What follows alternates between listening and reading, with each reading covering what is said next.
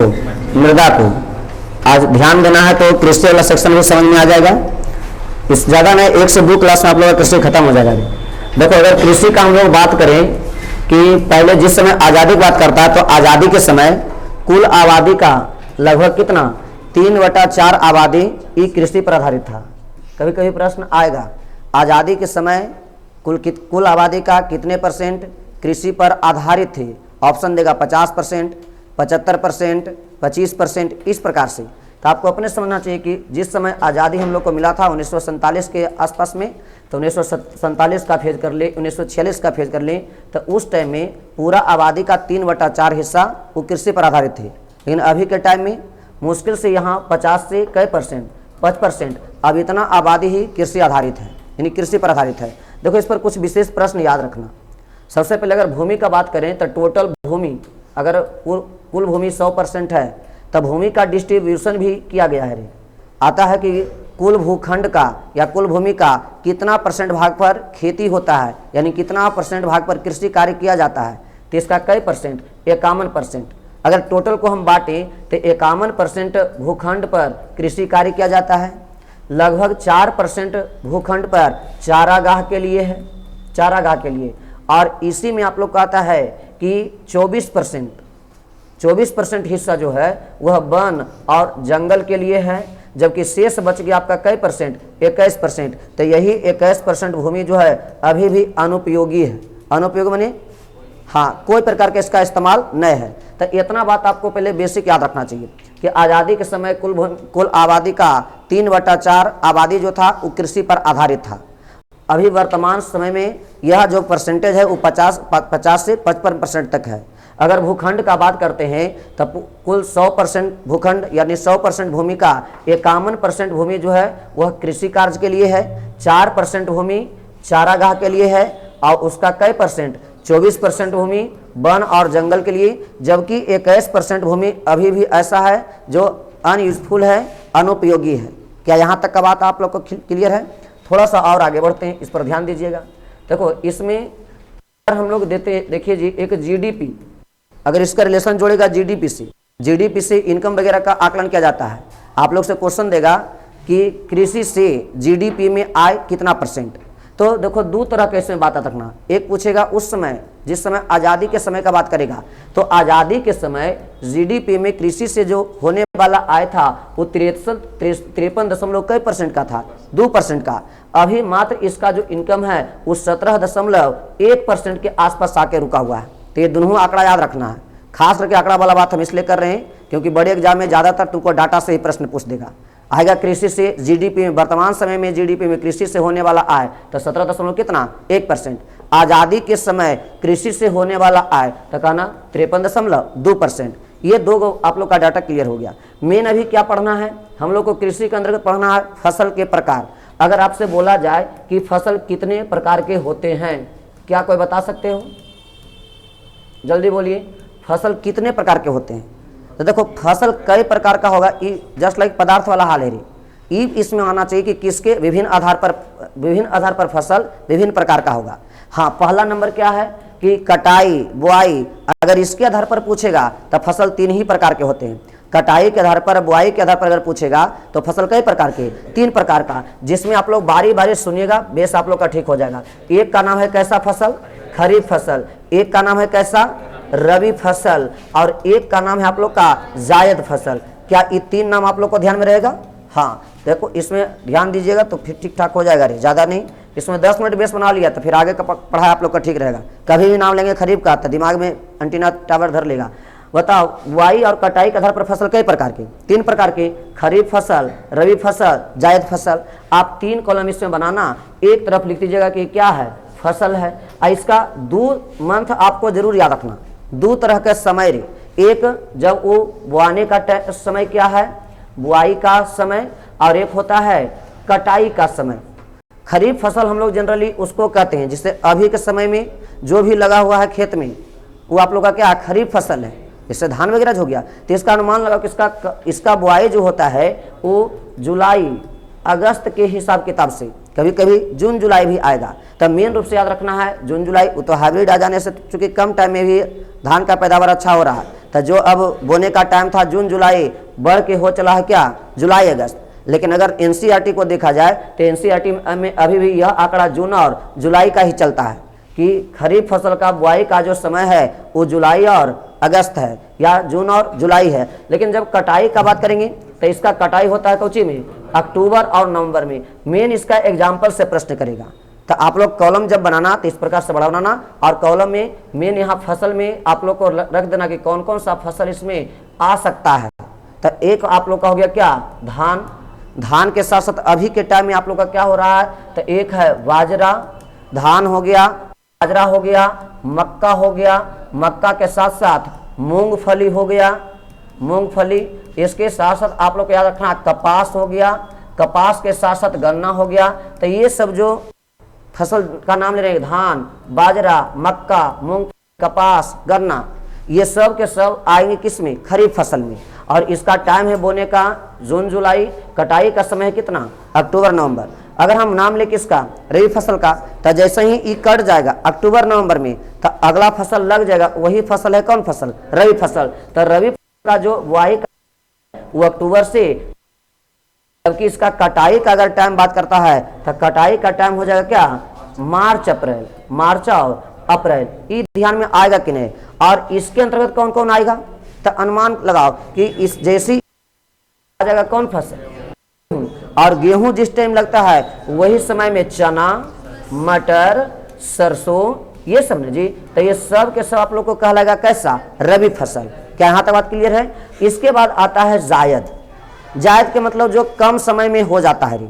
आपको पता होना चाहिए कि मार्च अप्रैल के बाद जनरली खेत परीत हो जाता है, और उसके बाद कुछ ऐसा किसान जो है कुछ ऐसा फसल के बारे में सोचता है जो कम टाइम में आराम से क्या हो जाए, क्योंकि आगे फिर से अगर ज़्यादा टाइम के लिए जाएगा तो फिर बाढ़ आने का भी खतरा बना रहता है। इसलिए आप लोगों को कहना है कि यही मार्च अप्रैल में स्टार्ट करता है, मार्च अप्रैल से बोने के लिए स्टार्ट करता है, और ये मैक्सिमम मतलब मई जून में, ज़्यादा जून से जुलाई मत पहुँचना, क्योंकि जुलाई तक में तो समझो पानी आ जाता है। इसलिए कहना है कि मार्च अप्रैल में बुआई होता है और मई जून में ये समझो कट जाता है, खत्म हो जाता है। इसी के अंतर्गत आता है ककड़ी। ककड़ी हो गया, खीरा हो गया, तरबूज हो गया, खरबूज हो गया। तो ये एग्जाम्पल एकदम ठीक रखना। आप लोग कहेगा निम्नलिखित में से कौन जायद फसल नए है, और आप लोग को ऑप्शन में देगा ककड़ी, खीरा, तरबूज, और उसमें एक दे देगा मूंगफली। तो आप लोग का राइट आंसर किस में चला जाएगा, मूंगफली में। तो इसलिए इतना बात पहले आप लोग को ध्यान देना होगा। फिर से सुन लो, आप लोग को हम क्या बताए कि जब भी आप लोग को आएगा कटाई बुआई के आधार पर फसल कई प्रकार का, 3 प्रकार का, एक है खरीफ फसल, एक है रबी फसल, एक है जायद फसल। खरीफ फसल का जो आप लोग का बुआई का टाइम है वो जून जुलाई है, कटाई का टाइम है अक्टूबर नवंबर। जबकि इसके जस्ट बाद रबी फसल, उसका बुआई का टाइम है अक्टूबर नवंबर, कटाई का टाइम क्या है मार्च अप्रैल। अगर हम लोग बात करेंगे जायद फसल का तो उसका बुआई का टाइम है मार्च अप्रैल और कटाई का टाइम हो जाएगा मई जून। एग्जाम्पल जितना भी है उसको ऐड कर लेना, बड़ा सा कॉलम बनाना, फसल में लिखिएगा। जैसे खरीफ फसल में धान, बाजरा, मक्का, मूंगफली, कपास, गन्ना, ये सब आप लोग का आ जाएगा। उसके बाद हमने क्या बताया रबी का, तो रबी में गेहूं, गेहूं जिस टाइम में लगता है वही समय में तुमको पता होगा सरसों, चना, मटर, ये सभी लग जाते हैं। यहाँ तक कि इसी में जौ भी याद रखना है, जौ भी वही समय होता है। इसलिए गेहूं, चना, मटर, सरसों, जौ, ये सब के सब रबी फसल में आएंगे। जबकि जायद फसल के अगर नाम लेता है तो ककड़ी, खीरा, तरबूज, खरबूज, ये सब आएगा, क्योंकि ये सब अधिक समय में होता है कि कम समय में, कम समय में हो जाता है। ये तो मूंग तो इसी में आप लोग को आ जाएगा। आप लोग को जैसे जिसके टाइम में, हालांकि मूंग में देखिए इसमें कोई कोई चीज़ होता है अपवाद रही, जैसे मक्का, तो मक्का अपवाद है। एनसीईआरटी मानता कि चलो ठीक है मक्का होता है किस टाइम में, कहता है खरीफ फसल के अनुसार से, सॉरी यहाँ पर खरीफ फसल के अनुसार से चलेंगे। लेकिन तू देखता है कि अभी भी अगर धान खत्म होगा, कटेगा, तब फिर से मक्का लग जाएगा। ये समझो अब तो ऐसा समय आ गया है कि समझो 12 मास मक्का होते रहता है। तो अभी नहीं, पूरा अभी तो ऐसा ऐसा सुविधा हो गया, सिंचाई का सुविधा, ये सुविधा, टेक्निकरण, बीज में भी उन्नत किस्म का बीज आ रहा है कि मौसम पर आधारित नहीं है, समझो किसी भी मौसम में वो आसानी से हो जा रहा है। तो ये सब अपवाद है, और अपवाद वाला बात कभी पूछता उछता नहीं। जो चीज़ लगता है एग्जामिनर को ये अपवाद में जा रहा है, कन्फ्यूजन जा रहा है, तो उसको छोड़ देता है। अब बाद वाला क्वेश्चन में ढेर वेराइटी नहीं है। अच्छा, ये तो आप लोग का ठीक ठाक, इसको हटा देते हैं। ये सब सुन लिया। इसके बाद अब मेन रूप से ध्यान देना है कि इसके आधार पर, जैसे उपयोगिता के आधार पर, ये तो किसके आधार पर था, कटाई और बुआई के आधार पर, लेकिन उपयोगिता के आधार पर पूछेगा कि उपयोगिता के आधार पर फसल के प्रकार, तो ये भी डिफरेंट टाइप का होता है। कुछ जो इंपॉर्टेंट हम लोग के लिए है वो सुन लेंगे। सबसे पहले उपयोगिता के आधार पर हम लोग का जो फसल है उसका नाम है कौन फसल, खाद्यान्न फसल। याद आएगा कि नहीं, खाद्यान्न फसल मानी जिसको हम लोग इस्तेमाल करते हैं खाने में। जैसे इसी में आता है गेहूं, इसी में आता है धान, तो गेहूं और धान ये मुख्य रूप से खाद्यान्न फसल का हिस्सा है। तो कुछ रहे चाहे ना रहे, आदमी के लाइफ पर कोई प्रभाव नहीं पड़ता है, लेकिन चावल और गेहूं ये दो इंपॉर्टेंट चीजें खाने के लिए, इसलिए खाद्यान्न फसल में आप लोग याद रखना गेहूं तथा क्या, धान। इसके बाद दूसरा नंबर जो आता है उपयोगिता के आधार पर वह होता है दलहन फसल। तो दलहन फसल का हिस्सा कौन होगा, जिससे दालें हम लोग प्राप्त कर लेंगे। इसी में आप लोग का आ जाएगा क्या, मटर, इसी में आएगा क्या, चना, इसी में आएगा क्या, मसूर। ये सब आएगा किस फसल में, दलहन फसल में। अच्छा, दलहन फसल के बाद तो एक आता है कैसा, तिलहन फसल। तिलहन फसल, बोलो तिलहन फसल का हिस्सा कौन कौन सा हो सकता है, सरसों हो गया, देखो सरसों, राई, ये सब नहीं दे। इसके अलावा सोचो सोयाबीन। अब आप लोग को लगता है कि सरसों, राई नहीं जानता है कि बच्चा जानेगा कि सरसों से तेल निकाल लेते हैं, राई से तेल निकाल लेते हैं, उसी में खोजेगा कौन चीज, सोयाबीन। तो सोयाबीन से भी तेल की प्राप्ति होती है, इसलिए हम लोग कहते हैं क्या, सोयाबीन एक प्रकार का कैसा फसल है, तिलहन फसल है। चलो यहाँ तक बात आप लोग का ठीक ठाक है। अच्छा, इसके बाद अगर हम लोग चौथा नंबर बात करें तो एक होता है पेय फसल। पेय फसल, पेय माने हाँ, जिसको हम लोग चाय हो गया, चाय के साथ साथ कहवा हो गया, कहवा के द्वारा ही ना कॉफी तैयार होता है जी। तो इतना बात आप लोग ध्यान रखना, खाद्यान्न फसल में दलहन फसल, तिलहन फसल, पेय फसल। इसी में एक और है रेशमी फसल। रेशमी फसल, रेशमी जिससे हम लोग सूत वगैरह प्राप्त कर लेंगे, तो उसमें मेन इंपॉर्टेंट क्या है, कपास। कपास है ना जी, कपास से हम लोग इस प्रकार से उसको तागा बनाते हैं, धागा बनाते हैं, उससे फिर कपड़ा तैयार कर लेते हैं। कपास हो गया, रेशम हो गया, इस सब के सब रेशमी फसल में आएगा। अच्छा, एक दो बात इसमें और बता दें तो ज़्यादा ठीक है। देखो इसी में आएगा नकदी फसल। अच्छा, नकदी फसल में कौन होगा, 5 हो गया, 6 हो गया। नकदी मतलब हाँ, नकदी माने जिसको आराम से आप जल्दी से भंजा सकते हैं, जिसका इस्तेमाल आप उसको कर करके और आर्थिक पक्ष को मजबूत करने के लिए जिसको कर लेंगे, वह नकदी फसल में आएगा। जैसे नकदी फसल में आप लोग को हो गया आलू, आलू भी किस में आएगा रे, नकदी फसल में। आलू के साथ साथ प्याज, प्याज किस में आएगा, नकदी फसल में। यहाँ तक कि अफीम, अफीम किस में आएगा। अच्छा, अफीम कोई खेती करेगा का उसको खाने के लिए नहीं, उससे एकदम जल्दी से होगा, मार्केट में जाकर के सेल करके उससे पैसा भंजा लेगा, ये सब नकदी फसल है। हाँ, अफीम के साथ साथ तंबाकू, तंबाकू कैसा फसल है, नकदी फसल है। ये बता, ये सब बात ध्यान में रहेगा कि नहीं। और इसके साथ एक और वैरायटी पूछ सकता है, हो सकता है रोपनी फसल। रोपनी फसल, रोपनी फसल मानी हाँ, जिसको उखाड़ करके फिर से रोप के हम उसको तैयार कर लेंगे, वो है रोपनी फसल। तो धान तो वो नॉर्मल है, उसको हटा दीजिए, इस सब जानता है कि भैया मोरी पर लगा दीजिए, उखाड़ के रोप दीजिए, वहां से नहीं। इसके साथ साथ मेन आम, आम भी एक प्रकार का कैसा फसल है, रोपनी फसल में आएगा। आम के साथ साथ आप लोग अगर नाम लेंगे तंबाकू का, सॉरी ये तंबाकू नहीं, इसमें अफीम आएगा। आम हो गया जी, अफीम हो गया, आम, अफीम, केला, ये सब किस फसल का हिस्सा है, रोपनी फसल का हिस्सा है। ये बताओ, पहले इतना ध्यान में आएगा आप लोग को, फिर से सुन लीजिए। अगर हम लोग बात करेंगे कृषि का, तो आजादी के समय में कुल आबादी का कितना % कृषि पर आधारित था, हाँ कुल परसेंट तब 75% भाग, या फिर उसका 3/4। लेकिन वर्तमान समय में यह जो आंकड़ा है 50 से कई % तक आ गया है, 55% तक आ गया। हमने फिर बताया था कि पूरा जितना भूखंड है वो भूखंड का भी बंटवारा कर दिया गया है, विभाजन किया गया है। तो याद रखना कि पूरे भूखंड का या पूरे पृष्ठभूमि का कई % भूखंड पर कृषि कार्य किया जाता है, 51%। इसके अलावा 2-3 गौ याद रखना कि 4% हिस्सा पर चारागाह के लिए है, बाकी 24% हिस्सा वन या जंगल के लिए है। बाकी आप लोग को जो बच गया कई %, 21%, वह 21% हिस्सा अभी भी अनुपयोगी हो। फिर आपको क्या बताए, फसल के प्रकार। तो फसल के प्रकार में हमने क्या बताया कि अगर आप लोग का नाम लेगा किसके आधार पर, कटाई और बुआई के आधार पर फसल 3 प्रकार के, कौन कौन, रबी फसल, खरीफ फसल, जायद फसल। तीनों में आप लोग का जो भी आया है, कब उसका कटाई कब उसका बुआई एकदम क्लियर रखना है। खरीफ फसल का बुआई का टाइम है जून जुलाई, इसका कटाई का टाइम है अक्टूबर नवंबर। अगर इसमें हम लोग जैसे में उदाहरण में याद रखें तो धान, बाजरा, मक्का, मूंगफली, कपास, गन्ना, ये सब कौन सा फसल है? खरीफ फसल। जबकि अक्टूबर नवंबर में खरीफ फसल कटाई होगा, जबकि अक्टूबर नवंबर में रबी फसल का क्या होगा? बुआई होगा। और इसमें कटाई जो इसका होगा रबी फसल का वो मार्च होगा, अप्रैल होगा। और इसमें हमने कहा कि इसके उदाहरण में कौन कौन आ सकता है?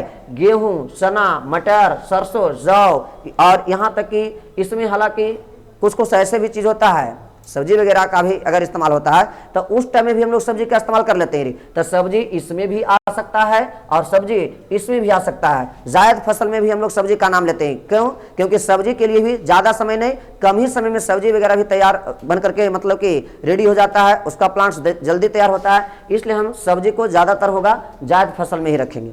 अच्छा, इसके बाद थोड़ा सा और सुन लीजिए, ये मेन रूप से याद रखना। ऐसे ये सब तो टिक मारा जाएगा, ऑप्शन देखेगा पता चल जाएगा कि उपयोगिता के आधार पर फसल इतने प्रकार के और याद रखना है। खाद्यान्न फसल में अनाज वाला हुआ गेहूं और धान। फिर हमने बताया दलहन फसल में कौन कौन आएगा? मटर, चना, मसूर, इसी में आप लोग को अरहर भी आएगा, अरहर जिसको राहड़ कहते हैं ठेठ भाषा में। फिर है तिलहन, तिलहन में सरसों, राई, मेन याद रखना किसको? सोयाबीन। फिर आप लोग को इसी में एक और सूरजमुखी, सूरजमुखी है ना, सूरजमुखी का तेल होता है।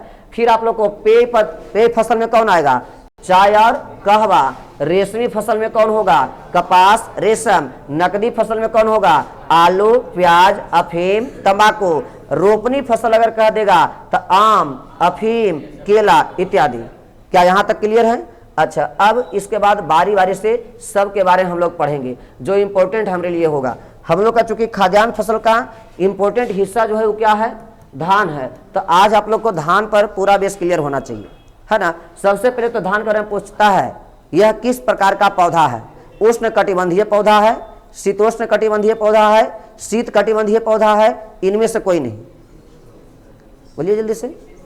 हाँ, शीतोष्ण। तो याद रखना है कि यह एक प्रकार का कैसा? उष्ण कटिबंधीय पौधा। पौधा के लिए अभी हम लोग कहाँ रह रहे हैं उससे मतलब नहीं है, यह उष्ण कटिबंधीय पौधा है। इसमें आप लोग को हम बताए थे कि धान के लिए आप लोग का आवश्यक जो जल है वो 100 से कई सेंटीमीटर, 200 सेंटीमीटर तक का होना आवश्यक है। आपको इसके पहले ही बताए थे कि जहाँ पर वर्षा 50% से कम होता है, 50 CM से कम होता है, वो एकदम मरुस्थलीय भूमि कहलाता है, मरुस्थलीय मिट्टी कहलाता है, वहाँ धान होगा नहीं होगा। तो आप लोग को यहाँ याद रखना कि धान की खेती के लिए 100 से 200 सेंटीमीटर तक बारिश होना आवश्यक है। और कहा ही जाता है कि धान, पान, नित्य स्नान। ये क्लियर है, ये कहावत गड़बड़ ना है। धान हो गया, पान हो गया, इसको परमानेंट एकदम पानी मिलता रहना चाहिए। तो देखा होगा गुमटी पर भी, पान पर एनी टाइम 1 छींटा 2 छींटा, उसको कभी सूखने उखने नहीं देगा। तो कारण एक ही है, इस सब के पानी एकदम जरूरी से जरूरी है। खैर सुनिए, तो अच्छा दूसरा सवाल तो ये हो गया। अगला बात और, अच्छा ये धान जो है किस फसल का एक भाग है? रबी का, खरीफ का, जायद का? खरीफ का। तो यह खरीफ, यह एक प्रकार का खरीफ फसल है। इसका कटाई और बुआई वाला रिलेशन करो। इसका बुआई किस टाइम में? तो जून जुलाई में। और इसका कटाई कौन टाइम में? अक्टूबर नवंबर में। इसके बाद आप लोग को इस पर अगर हम बेसिक बात भारत से इसको जोड़ें तो सीधा सीधे इसमें याद रखना है कि इसके लिए भूमि जो होना चाहिए धान की खेती के लिए वो कैसा होना चाहिए? समतल। और समतल के साथ साथ उसका जो मट्टी होना चाहिए कैसा? जलोढ़। यानी आप लोग को याद रखना है कि धान की कृषि के लिए या धान की खेती के लिए समतल और जलोढ़ मिट्टी का होना आवश्यक है। इसके बाद आप लोग को और आगे ध्यान दो, तब भारत में पूछता है कि भारत में धान का उत्पादन सबसे अधिक कहाँ होता है? तब भारत में धान का उत्पादन जो है वो पश्चिम बंगाल में होता है। क्लियर है? अब लेकिन भारत में धान का उत्पादन सबसे अधिक पश्चिम बंगाल में, फिर भी धान का कटोरा हम लोग पश्चिम बंगाल को नहीं बल्कि किसको कहते हैं? छत्तीसगढ़ को कहते हैं। तो एकदम ये सब क्वेश्चन क्लियर रखिएगा। अगर कहेगा भारत में धान का उत्पादन सबसे अधिक कहाँ होगा? पश्चिम बंगाल में, लेकिन धान का कटोरा किसे कहा जाता है? छत्तीसगढ़। कभी कभी ई चॉइसवे हटा देगा रे, धान का कटोरा कहलाता है, ऑप्शन देगा कृष्णा गोदावरी का डेल्टा, ऑप्शन देगा गोदावरी महानदी का डेल्टा, ऑप्शन देगा कृष्णा कावेरी का डेल्टा। इनमें से कोई नहीं, माने राज्य का नाम ही नहीं लेगा। गेस करो कौन सा उत्तर सही होगा? हाँ नहीं, तो ये ध्यान में रखना है कि कृष्णा और गोदावरी, कृष्णा और गोदावरी का डेल्टा। क्या यहाँ तक आप लोग को बात ध्यान में रहेगा? फिर से एक बार सुन लीजिए। धान पर हमने क्या कहा, धान एक प्रकार का उष्णकटिबंधीय पौधा है। इसको होने के लिए 100 से 200 सेंटीमीटर पानी होना आवश्यक है। यह एक प्रकार का कैसा खरीफ फसल है। फिर आपको बताइए इसके लिए भूमि जो होना चाहिए समतल और जलोढ़ होना चाहिए। हमने बताया भारत में सबसे अधिक धान का पैदावार या धान का उत्पादन कहाँ होता है, पश्चिम बंगाल। फिर भी धान का कटोरा किसे कहा जाता है, छत्तीसगढ़ को। अगर ऑप्शन में डेल्टा से कुछ रिलेटेड दे तो छत्तीसगढ़ आप लोग का राइट आंसर नहीं होगा, कृष्णा और गोदावरी का डेल्टा सही हो जाएगा। इसके बाद आप लोग को और ध्यान दो, इसमें एक क्वेश्चन आता है चावल अनुसंधान केंद्र कहाँ है। तो चावल अनुसंधान केंद्र कटक जो पड़ता कहाँ है जी, उड़ीसा में। अगर राज्य का नाम देगा तो आप लोग का राइट आंसर क्या हो जाएगा, उड़ीसा हो जाएगा। क्या यहाँ तक का बात आप लोग का ठीक ठाक रहेगा। चलिए इसके बाद इसको लिख लीजिए थोड़ा यहाँ तक, क्योंकि फिर लेट हो जाएगा। लिख लो उसको कि लिख के ले आएगा तो